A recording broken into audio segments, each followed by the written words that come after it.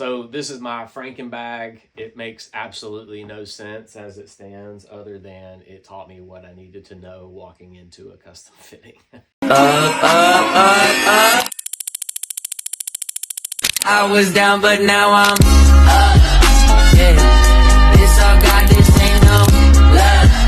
Yeah, I used to be stuck in that yeah, I was down, but now I'm. This is what's in my golf bag before an 8-hour custom fitting. Now, if you're getting back into the game like me, you want to relinquish control to your club fitter and trust them, but you also want to have a little bit of an opinion for yourself, so you know what's working for you, what's not. To have an opinion and a voice from your perspective, your vantage point, from playing just a little bit, you know, it helps in order to layer that feedback onto a club builder's advice, so that you can choose what works best for you. So I pieced this together from Facebook Marketplace and eBay with some, you know, some needs for myself before I ever started that journey, and I'll talk about that. But I wanted to just play 20, 30 rounds before I really got into an investment and investing in a large custom build that, you know, you're spending a lot of money on. So let's get into it. I'll tell you all about it. If you're new here, I'm Jay Michael.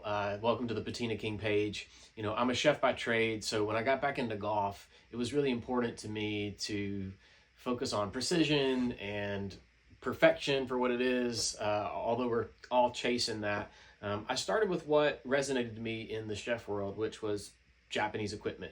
So when I pieced this bag together from Facebook Marketplace and eBay, I sought out Japanese tools. I was very focused on Miura and Ippon and looking at Japanese domestic market clubs. I can go through some of the iterations that I went through in order to get here, but I pieced this entire bag together and I'm going to tell you all about it. But being a chef, you know, you really chase this. It's about the tools that go into your craft, and when you're trying to experience something that's very important to you, it helps to invest that time, energy, and money and in getting what you need, getting what you want.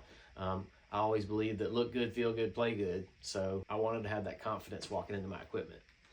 The goal for this bag when I put it together was never to be completely dialed. I wanted to know how I hit it on the range, how I hit it over the course of an entire 18 holes.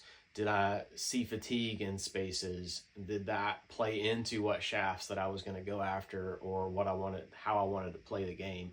It was really invaluable to take this set, imperfect in its own right, but I didn't know what I didn't know about my swing after 30 years away from the game.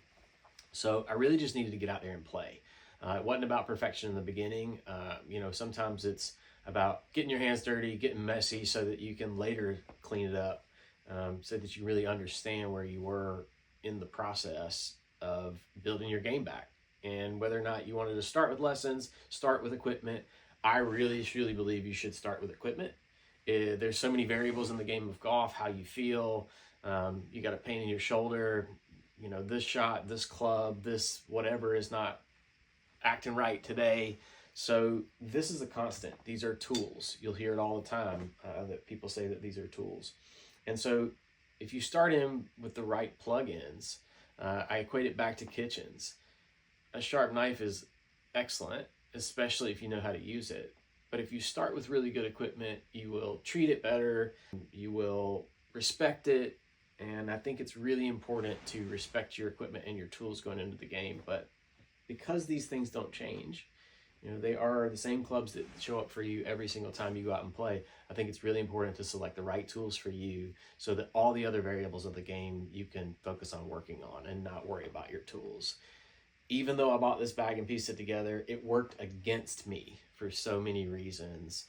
And that helped me when I went to my custom club fitting in order to move forward and select the right things for my game after just getting out there and playing with what I had. So let's get into the bag itself. I have a 60-degree Ippon. I did throughout learn that one of the shafts in my wedges helped me more, which it was my 60. And I also had selected a Gripmaster Tour Wrap grip leather that I thought was going to be my choice across the bag. So I picked a club that I was going to use greenside a lot in order to kind of fit it to the spec that I thought that I wanted.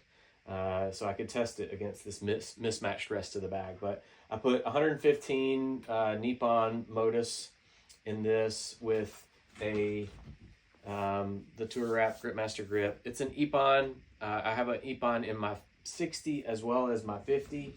All my wedges I switched to that Nippon Modus 115, which helped me to have feel around the greens. It wasn't too erratic with all the different details around. Again, I was trying 10 different grips across the bag, so I just selected a bunch of different variables that I thought I might like. But Ippon 50 and 60, and in the middle of my sand wedge is a Miura. I was always down with, again, the Japanese club, just being a chef, using Japanese tools. I gravitated towards Japanese metallurgy and their approach to tools and equipment. I thought Miura was going to be the brand that I ended up with, so I wanted to invest in part of that in my wedge set to test it around the green side. So my sand wedge is a 56 high bounce QPQ, amazing club, really like it. But moving on into the iron, I went through some changes in the top end of the bag. Had a hybrid for a while. I grew up with playing 3-wood 5-wood, so it was something that I wanted to recreate. So I went 3-wood 5-wood, and between my 3-wood 5-wood and driver, they're all Ippon titanium heads. And when I got into this, one of the purchases I made had a crazy utility shaft. And it wasn't any of these heads. It was actually a 23-degree driving iron, which I purposely skipped in moving down the line of the clubs because I'm having it refit. I don't have it here with me. I'm putting a new shaft in it and repurposing the crazy black utility shaft from Crazy. And I hit this thing so well.